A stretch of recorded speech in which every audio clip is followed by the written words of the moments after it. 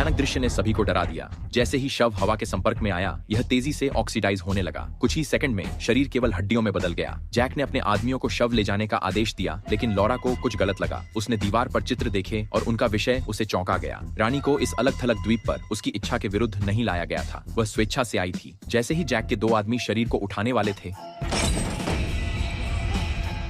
यह अचानक उठ बैठा। सभी डर के मारे उछल पड़े। हालांकि जैक हंस पड़ा, यह समझते हुए कि शव एक यंत्र द्वारा सक्रिय हुआ था। लेकिन उसी समय जिस व्यक्ति ने शरीर को छुआ था, उसने कुछ भयानक देखा। उसकी बांह तेजी से सड़ रही थी और यह तेजी से फैल रहा था। इस भयानक दृश्य ने सभी की रीढ़ में सिहरन पैदा कर दी। लॉरा को अंततः सब कुछ समझ में आ गया। रानी एक वायरस वाहक थी। दूसरों की सुरक्षा के लिए उसने खुद को इस द्वीप पर अलग करने का निर्णय लिया था। लेकिन संक्रमित व्यक्ति भयानक दर्द में था।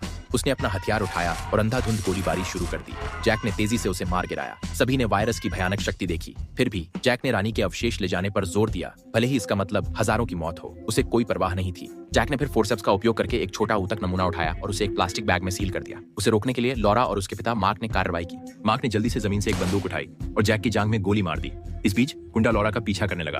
जैक और मार्क मकबरे के अंदर आमने सामने थे। जब वे गोलीबारी कर रहे थे तो जो आदमी अभी मरा था वह अचानक जीवित हो गया और मार्क पर झपट पड़ा। जैक ने इस मौके का फायदा उठाया और मकबरे से भाग गया।